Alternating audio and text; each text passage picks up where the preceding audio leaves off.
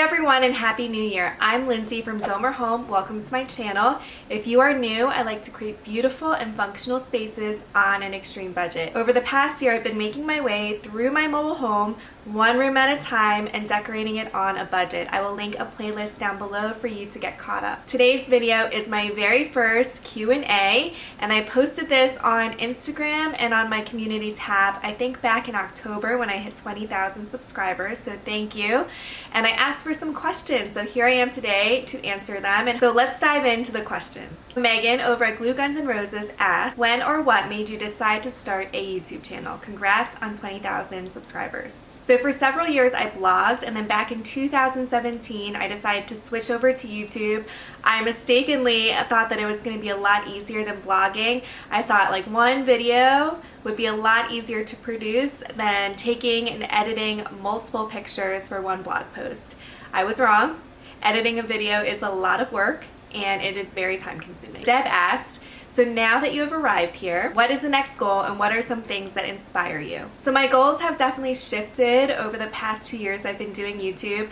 I remember when I first started and I really wanted to hit 100 subscribers. I thought that was a huge deal. And then from there I wanted to hit 1,000 subscribers, then 5,000, then 10,000, and here I am at 20,000. And I'm very grateful for all of you who are subscribed to my channel and all of you who are watching. But my goals have definitely shifted over the years. It's not really about the number of subscribers I have. I mean, don't get me wrong, I would love to have more subscribers. I think that would be awesome. This is a great platform for me to share ideas and my faith, and I want to use that. However, having a lot of subscribers is pretty scary. So however quickly or slowly my channel grows, I'll leave that up to God because He knows what I can handle. But originally I started YouTube and I started blogging because I just wanted to share things that I was making, and it was a creative outlet for me to be able to even edit and film a video. It is my goal as I continue to do YouTube that YouTube remains fun for me. If it becomes a stressor or it becomes too much like work for me, I don't think that that's okay, and I think I need to pull back. Some future goals I have for my YouTube channel are to actually infuse more of my faith and my beliefs in God into my content and into my channel, just to be more of a positive influence and a follower of Jesus here on this social media platform, especially in home decor and decorating here on YouTube in this little community we have. I feel sometimes that the consumer mentality is being pushed, and I really want to encourage people to be grateful for what they do have and the things and items and talents and skills that God has already gifted them with. So it is my goal this year here on YouTube to infuse more of that into my videos. I really want to create more content that is just relaxing and enjoyable to watch. Content that promotes, like I said before, gratitude, good stewardship, and restoration. The next question is, as a new YouTuber myself, what is something you've learned along the way? What are things you've learned about yourself through the social media journey? I have learned a lot doing this YouTube thing and about social media. I'm not perfect, but I am very mindful and I don't want social media to consume my life, which I know it could so easily do. I found that it's really important to have goals and to dedicate my time into YouTube if I want my channel to grow and succeed. However, I also don't want to lose sight of the real priorities in my life, and I have to admit I haven't figured this out. It's still a struggle for me,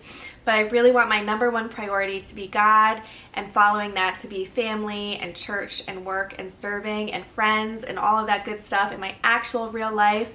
And then at the ends of all of that is YouTube and social media. So unfortunately, that's why I've been producing less content over 2019 than I had been the previous year or two. But I think managing my own real life is more important than managing my social media life. I've also learned that people can be pretty brutal in the comments, especially on YouTube, more so than any other platform. People feel like because they're not speaking to a person directly and they don't have their profile picture and they can make up whatever username they want, that they can say whatever they want, however they want to say it. The next question is from R. Gregory Home. He said, congrats, we're almost there too. Yay. So exciting. My question is, how do you juggle YouTube while having young children? It's definitely a juggle, don't get me wrong, but I do it because I include my daughter in my videos.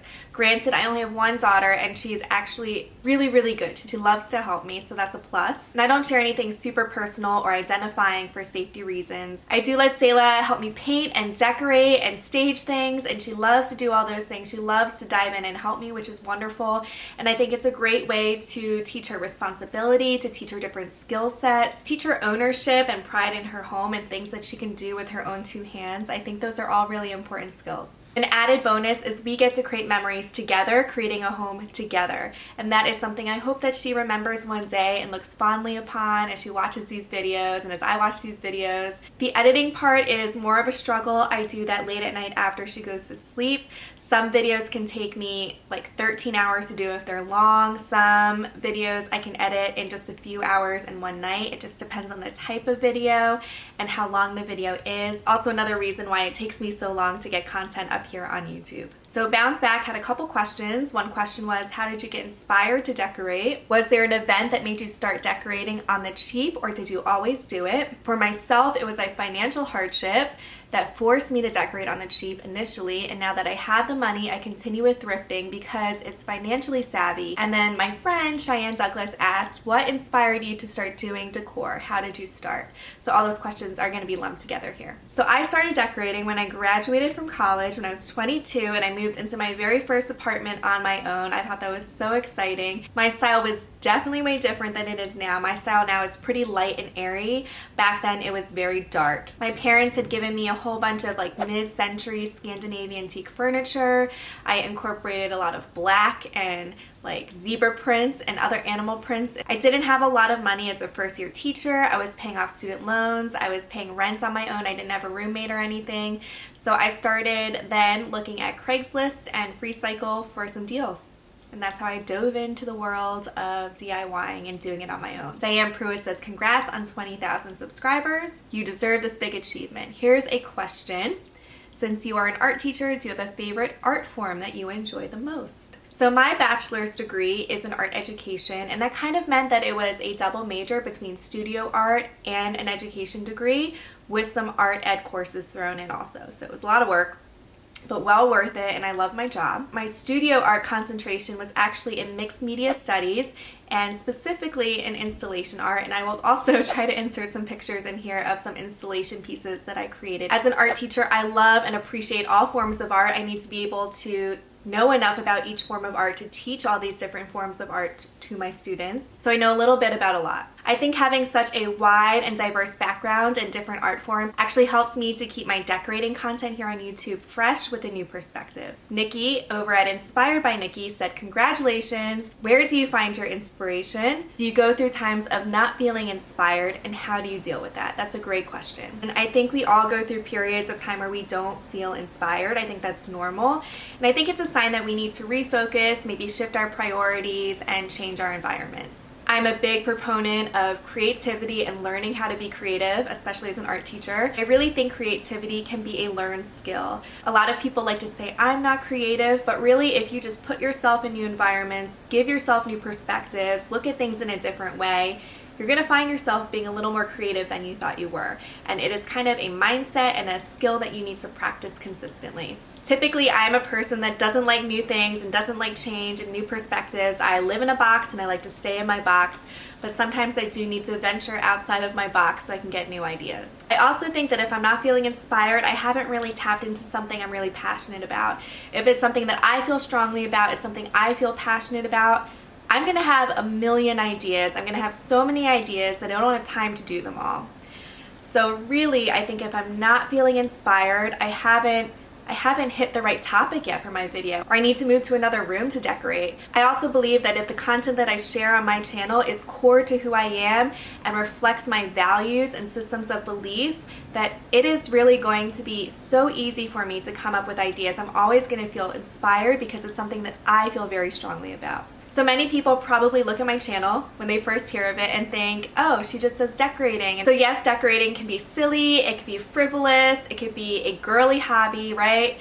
but I prefer to look at it as using the gifts that God has given me to look at a space and determine what needs to be done to make it beautiful and functional, a space where I can be restored in and refreshed, a space where I can raise my daughter to be a godly woman, a space where I can invite friends and family to come and build relationships, all while stewarding the resources God has given me wisely. You probably wouldn't know it because I rarely post on YouTube anymore. I'm lucky if I get out one video a month at this rate, but I'm really overflowing with ideas. I have lists and lists of all these ideas I would love to be able to do and share here on this platform here on YouTube, but I just don't have the time because, like I said earlier in this Q&A video, I'm choosing to put God first and my friends and family and work, and then YouTube comes after that. So unfortunately, I'm not able to get to all of the ideas that I do have, but I have so much inspiration and I'm actually overflowing with ideas. So I have a couple more questions that I'm just kind of merged together here because they all kind of relate. What DIY project was your favorite out of all of the projects that you have done? I love your videos, by the way. That was Linda. What was your favorite DIY project you've ever done? That was Joanna. And do you have a favorite before and after project that you have done? And that's from Elliot. I try to do projects and share things here on this channel that I actually use in my own home and that I actually live with every single day. I don't make content for my videos just to make a video and then I donate whatever I made or get rid of whatever I made. I try to make things that I will actually use and keep in my home. If I had to pick a whole room that was my favorite before and after, it would probably be my bedroom or my living room, and I'll have those videos linked down below in my mobile home playlist. So Stella asked, how do you get your daughters so sweet and calm on camera? My boys would be so wild with some of the sweet stuff that y'all do together. Congrats. And so I acknowledge that I'm very lucky in that regard to have such a calm, easygoing child.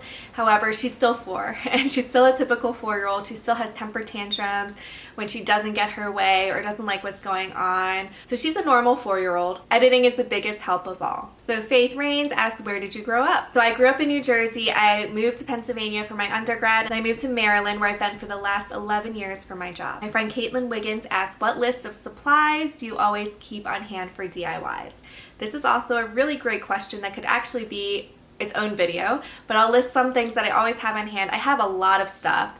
FYI, I have a ton of stuff. My third bedroom is just storage space for all my stuff, and it's also housing all of my art supplies as well. So off the top of my head, I definitely have, just regular scissors, X-Acto knife, press and seal a lot. So if you've been watching my channel and how I do my painting, I use a lot of press and seal, which is an amazing tool. I have my favorite colors in chalk paint, so whites and light greens.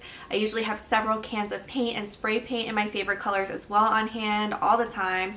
I have mini rollers, I have cheap brushes, I have bed sheets just to lay down. I have a high temp hot glue gun and a ton of hot glue sticks always. I have tons of scraps of fabric and paper. I just have so much stuff. And I use everything. And I never know when I'm gonna need something. I have pencils, I have markers, I have Sharpies, I have chalk pens. Baby wipes is another thing that I use a lot of. Baby wipes are great for so many things. I have faux florals, definitely like the soft green moss. I have a ton of that. Polyacrylic, sandpaper. I just have so much stuff. Those are all things that I pretty much have on hand all the time, aside from all the things that I thrift or pick up for free or cheap on the side of the road or at someone's house. Carol Schultz asked, do you want more children? And the answer to that one is no, I do not want to have any more biological children. So Designs by Deblin asks, when are you going to give us an update on your home's remodel? That is a great question. It's actually a video idea on my list in my YouTube folder of things that I would like to film, but I just don't have the time to do it.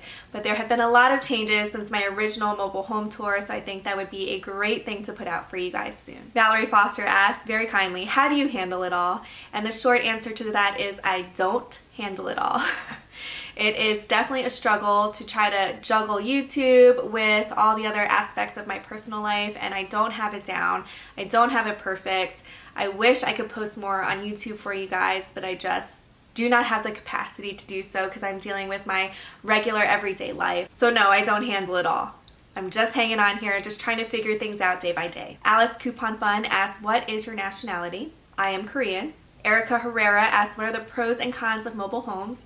I actually filmed this video, a pros and cons of mobile homes video, several months ago, but the footage was terrible, so I never even got to the editing point and I just tossed it. So if that interests you, I can try to do a video on that again and refilm that. So that wraps up all the questions. Thank you so much for watching and watching to the end to hear all of my answers to these questions.